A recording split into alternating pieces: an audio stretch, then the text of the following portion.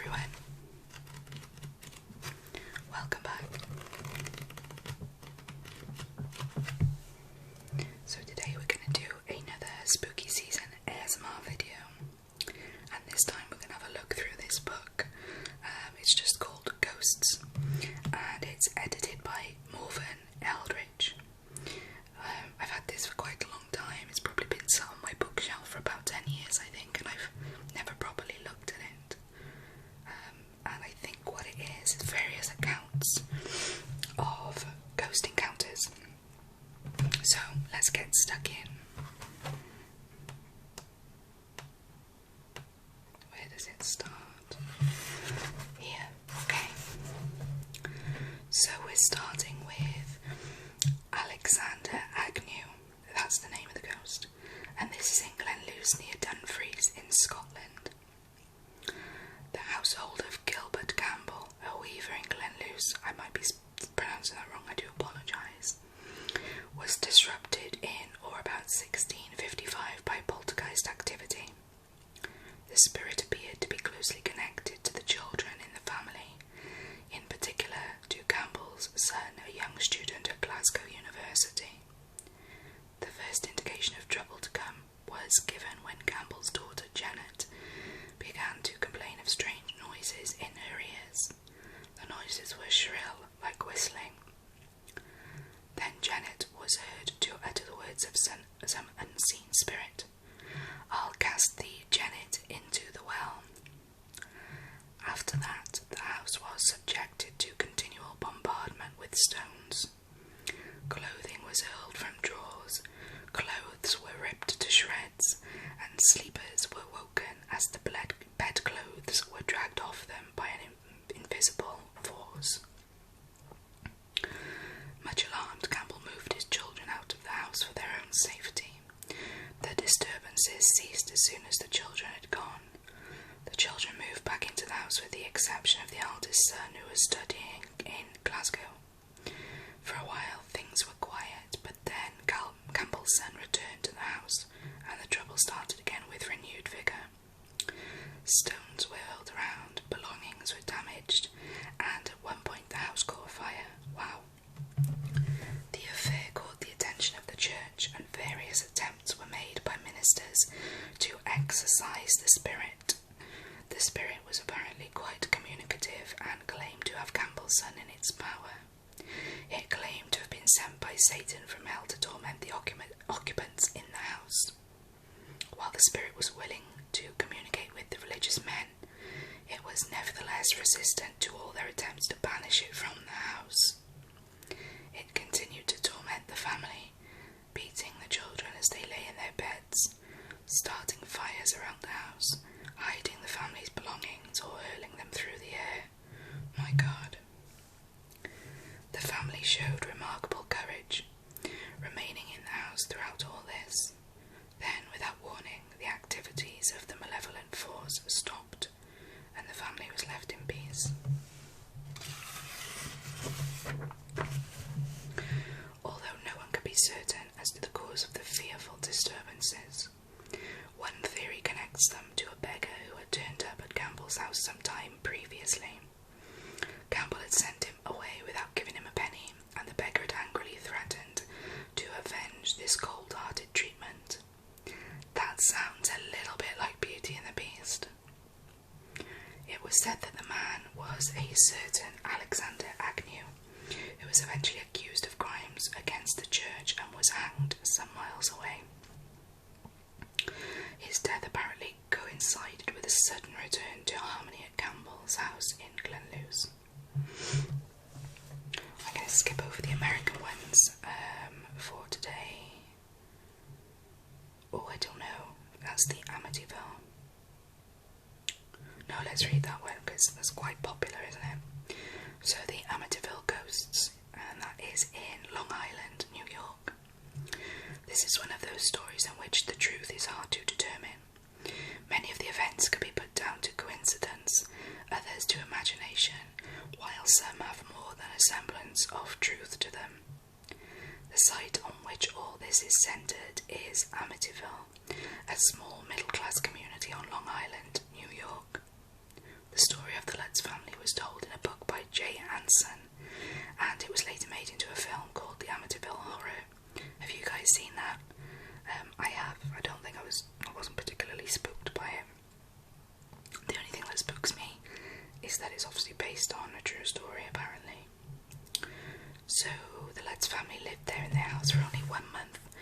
so frightened by their experiences. The house had 3 stories and was built in the style used by early settlers, with columns supporting a balcony that overlooked a large lawn, which was smoothly inclined towards a lake's edge. There was even a boathouse. The Lutz family were not rich, and had been able to afford the house only because the asking price was so low, and no one else seemed to be interested. The only snag was that the reason it was so cheap was because a few years before it had been the scene of a grisly murder. The house had previously been occupied by the Defoe family, who had all been drugged and subsequently shot by the eldest son, Ronald. In his defence, Ronald claimed that he had been acting on the insistence of voices. The judge was not impressed, and Ronald was sentenced to 6 life sentences to run consecutively, 1 for each member of his murdered family. George Lutz and his wife, Kathleen, were down-to-earth people and did not scare easily. Nevertheless, either because they were devout Catholics or because they were taking out a little insurance, the Lutzes employed the services of the local priest to bless the house. And that is when things started to become a little strange. As the priest conducted his small blessing ceremony, he passed from room to room, repeating his liturgy and flicking holy water, but in one of the rooms a deep voice sternly ordered him to get out. He looked about him for the source of this voice, but found he was entirely alone in the room. In his book, J. Anson goes on to narrate various outstanding events. From the first, the house seemed to be full of unexplained noises.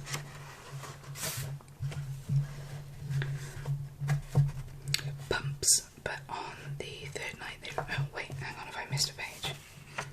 Oh no. Unexplained noises and bumps. But on the 3rd night they were awakened by a loud crashing coming from the front porch. George ran downstairs to find that their heavy front door had been torn from its hinges. What's more, it had been forced from the inside against the anti-burglar plate that had been affixed around the door opening. Only someone exceptionally strong could have performed such a feat. Other events took place. Doors and windows seemed to have a life of their own, smashing open and shut at will. The banister was torn from its fixings, but these were nothing compared to what followed. About 3 weeks after moving in, George was woken up by some unusual movement in his bed. He was horrified to find his wife floating above the bed. He switched on the light and pulled her down beside him, but he was devastated to find that this was not his wife, but an old hag. But he was wrong, for she snatched a glance at her reflection in the mirror and cried out in alarm to her husband that the image in the mirror, they could both see was not her. She took a full 6 hours to return to normal. It must have been a long night.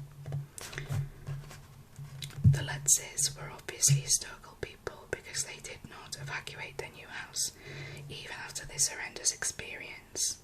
They stayed on for more and apparently got it. They witnessed 2 staring red eyes at the window, and when they went outside to investigate, found cloven hoof prints in the snow. This was the last straw, and they decided to leave immediately. But the house was not through with them yet. As they packed their bags, green slime seeped from the ceiling and black stuff dripped through the keyholes. This is such an extreme and unusual case that one cannot help asking whether green slime and black stuff have more to do with selling books and films than with facts. But the ghosts that were the protagonists in the film also seem to be seem to have unveiled themselves into the lives of those making it. Typical of these stories are those concerning James Rowland, the star of the film. He is said to have been convinced of its presence, apparently because on the first day of shooting he was trapped in a lift, admittedly a frightening experience. And also on the second day he twisted his ankle at the studio, not a totally unusual event for most of us. The writer of the original book also tells of other events surrounding the manuscript. He gave some early chapters to a woman who took them home to read, but that night she was consumed in a fire and all but the manuscript perished in the flames. The photographer who went to take pictures pictures of the Amityville horror, delivered these to Anson, but when he went back out to his car, he found it in flames. Gosh, even though he was sure that the engine had been turned off. Fire also consumed the car of Anson's editor when he went to Anson's office. Someone else put the manuscript in the boot of his car, only to drive through a puddle that turned out to be 3 meters deep. The manuscript was bone dry. The only thing connecting all these events is the manuscript and, of course, Anson. There's one further twist. The house of Amateurville is now owned by James and Barbara Cromarty, and they say it isn't haunted.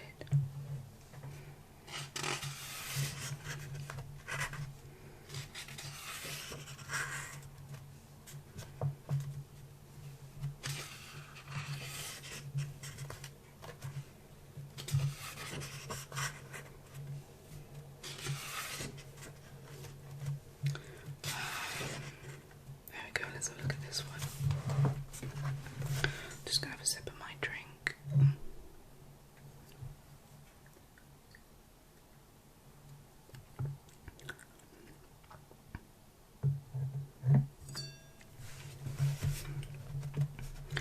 The Bealings House Ghost.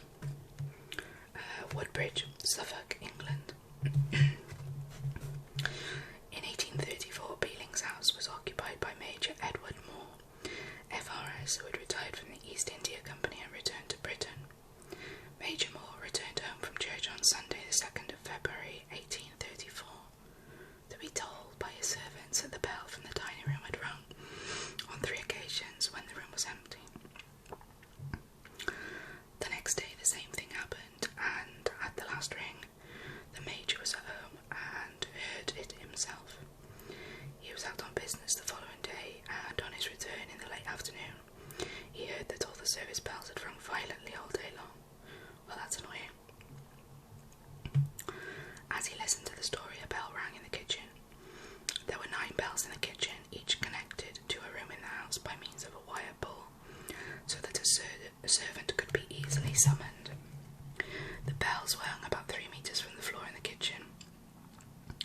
Major Moore's cook told him that the bells had been disturbing the household, with a 5 on the right of the row which served the dining room. These served a drawing room. These served a drawing room over the dining room, a bedroom next to the drawing room, and 2 attics above. As he looked at these bells, the 5 on the right suddenly rang with such force that they almost fell from the wall. Major Moore's son was with him this time, and told his father that he had heard the bells ring on previous occasions. The bells then sounded 15 minutes later and 4 more times in the next hour before falling silent. That evening, the Major and his son were having dinner in the breakfast room, when the bell for that room rang once, although neither of them had touched the bell pull. As the meal proceeded, the 5 bells that had sounded before rang every 5 minutes, and did so until 8 o'clock that night, when, for no apparent reason, they fell silent. Obviously the ghosties went to sleep. The following day, Major Moore, his son and his grandson were in the breakfast room, and most of the servants were in the kitchen when the 5 bells rang out again. The Major went to the kitchen to find his staff terrified. 5 minutes later the bells rang again, and one of them rang with such vigour that it struck the ceiling before settling into silence. Although the Major was convinced that no human hand was responsible for the bell ringing, he could find no other explanation. The bells continued to ring day after day, when there was no one in the room or the passageway concerned, and all became convinced that something other than a human force was responsible.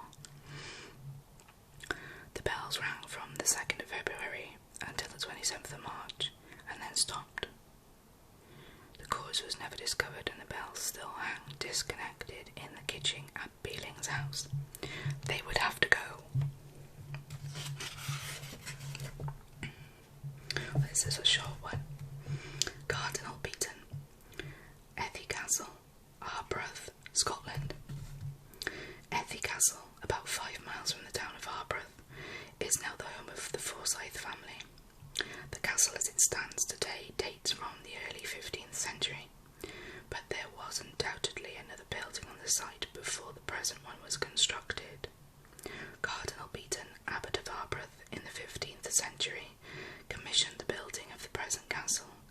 Mary's ghost is said to haunt the place still. He lived at Effie for several years, and Marion, or Cliffy, his mistress, also lived there.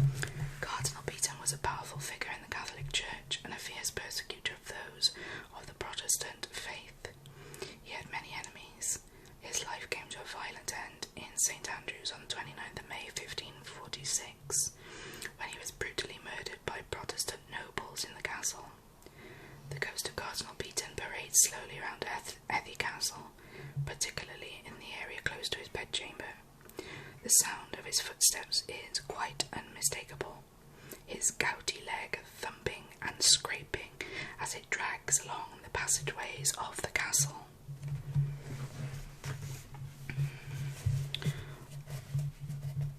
How long is this one? I want to get through a few if I can. Okay, let's have a look at this one because this is Halloween related.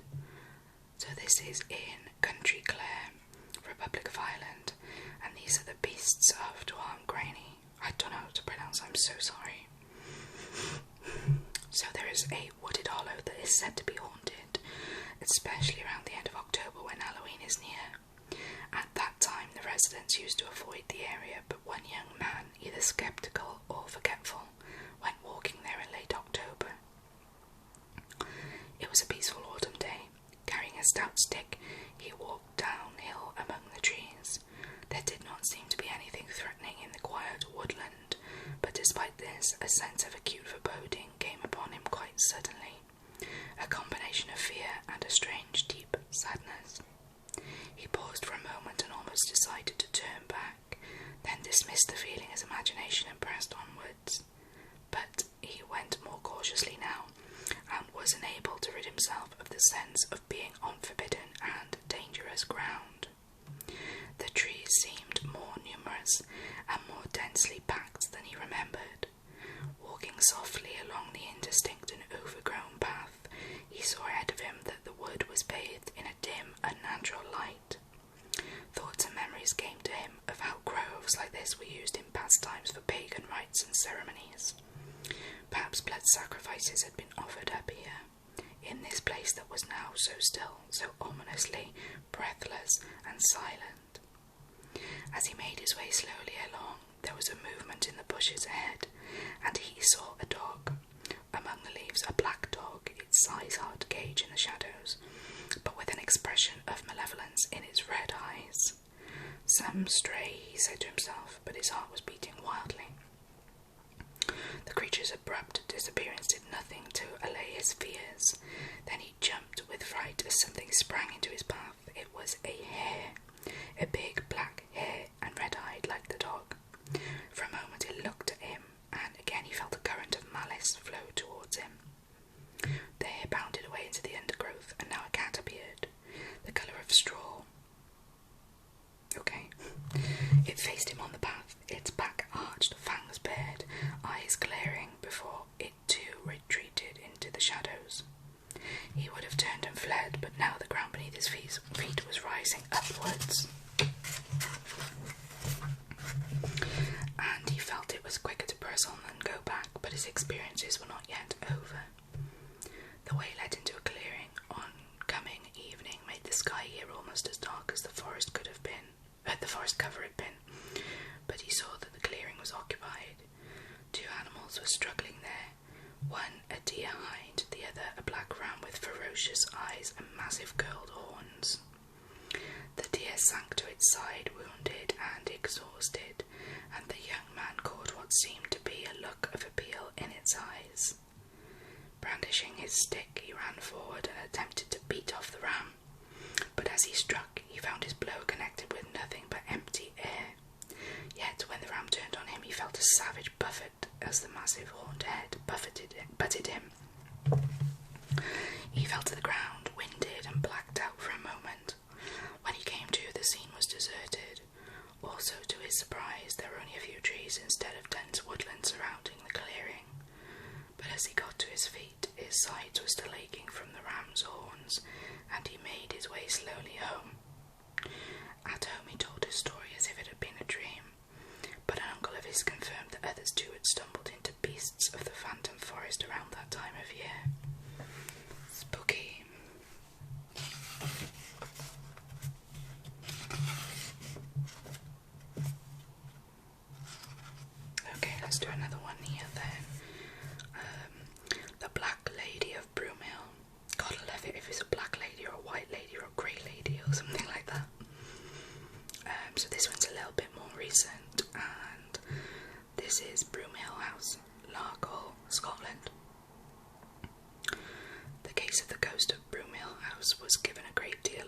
publicity in the 1960s when a television documentary was made on the subject.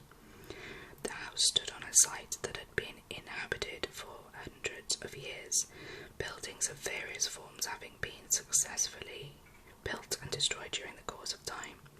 The house in its final form was the home of the McNeil Hamilton family at the turn of the 20th century, and the last of the family to live there was Captain Henry Montgomery McNeil Hamilton. That is a mouthful. The ghost that haunts the ruins, the Black Lady, is well known to locals in Largall, in the area of South Lanarkshire in Scotland, where the ruins of the house stand. The house has attracted the interest of clairvoyants and ghost hunters alike, and much research has been carried out by psychic investigators and other interested parties to find out who the Black Lady was and why she haunts the place. The ghost is a sad one, it would appear, and she has been seen and has been making her presence felt since quite early on in the 20th century. Captain Henry McNeil Hamilton was a military man and served in South Africa during the Boer War. It is thought that the Black Lady was in fact an Indian woman who, having been taken to South Africa, found herself working for the British Army there. She was possibly brought to Scotland by McNeil Hamilton to live as his mistress. There are stories of such a lady living at Brumel who seemed to disappear in mysterious circumstances, and some people believe that she may have met a violent end. Brumel suffered from a fire in the 1940s and was badly damaged. The McNeil Hamilton family sold the house and the land in 1954. The house, already in a desperate state, fell further into ruin and very little remains now. Nevertheless, in spite of attempts at exorcism over the years, the Black Lady is still said to be there. Her appearance is characterised by an overpowering feeling of melancholy, and a smell of spices and perfumes.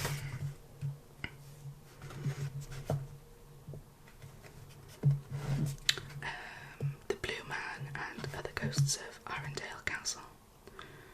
Arundel Castle. That seems familiar. Was that I can't remember what his name was. Never mind.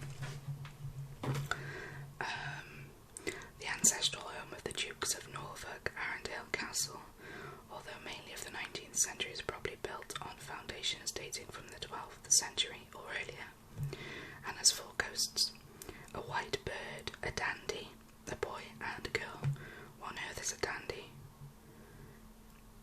The white bird, a portent of ill tidings or evil, is found fluttering against the windows of the castle when the death of one of the family is nigh. The figure of a dandy has been reported since the days of King Charles II, and is known as the Blue Man. The figure has been seen on many occasions looking at books in the library, and dressed in blue silk, hence his name, but nobody knows what he's looking for, or why, or if he ever finds it. A former kitchen boy, ill-treated by the head cellarer some 200 years ago, haunts the great kitchen of the castle, and his ghost has been heard but not seen, cleaning pots and pans as though his very life depended upon it. A young girl dressed in pure white is seen on still moonlit nights in the vicinity of a tower on the brow of a hill. The tower is named Eorn's Tower, and from it the girl is said to have thrown herself to her death in desperation because of unrequited love.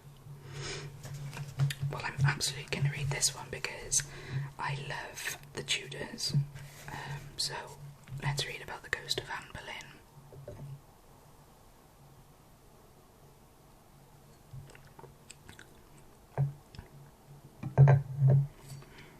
So this is in Blickling Hall, Norfolk, and elsewhere in England as well.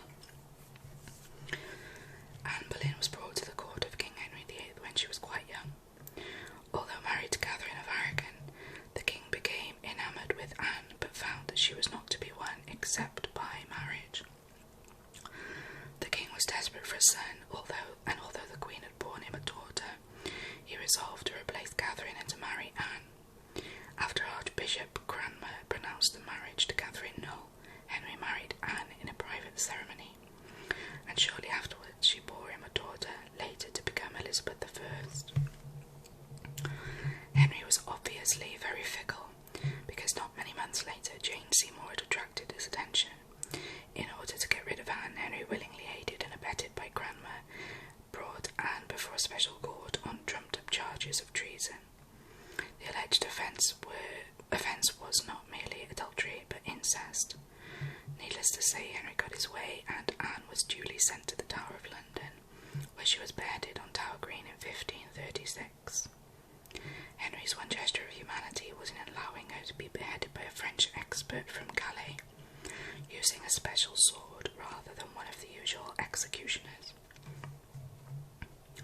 There are stories of Anne's headless ghost being seen at the tower near the Queen's house, where she stayed while awaiting execution. The ghost being identified by its fine clothes, and also at Hampton Court, where she would have stayed many times with the rest of the court. There are also many stories of it being seen in the corridors of her family home, Blickling Hall in Norfolk, of which 2 are well documented. On one occasion, in 1985, Mr. Steve Ingram, who was employed in the management of the house by the National Trust and lived on the site, had a strange experience in the middle of the night. He awoke to hear the footsteps of a woman approaching down the corridor and across the carpet towards the foot of his bed. He had experienced the sound many times before, since it sounded just like... dun dun dun. Just like his wife, but she was lying beside him. He immediately switched on the light, only to find no one was there. He would probably have put this down as an odd but ordinary ghost-like occurrence, but for the strange coincidence, if that's what it was, that the date happened to be the anniversary of Anne's death. The other well-documented occurrence happened to another of the administrators working in the building. Sidney Hancock was looking out of the kitchen window, when he saw a young woman wearing the clothes of a bygone age. She wore a long grey dress with a white cape and collar, similar in the style to those popular in Tudor times. She was strolling in the grounds down by the lake. Intrigued, but at the same time mindful of his duties, Hancock went into the garden to confront the woman and see if she was lost. He asked if he could help, to which the woman replied with words that sounded like, "That for which I seek has long since gone." Hancock's attention was momentarily distracted, and when he turned back, she was gone. This happened in an open space with nowhere to hide. The figure that Hancock saw may or may not have been Anne. If it was, her message may have referred to the building, because the house she had lived in was replaced on the same site by another house, 100 years after her death. But, as has been mentioned before, ghosts are known to haunt buildings long after they've been altered or replaced.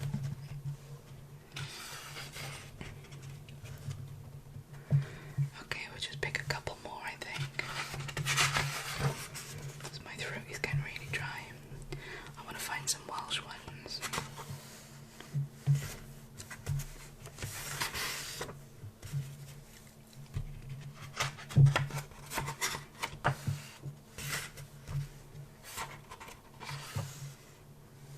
Loads and loads of Scottish ones in here.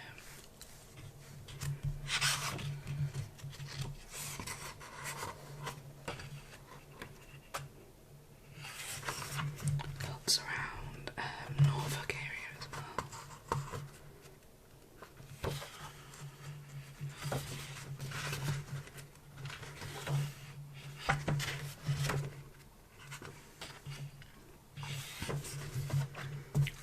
Ireland. I saw loads of Welsh ones earlier. Hang on, let's have a proper flick through.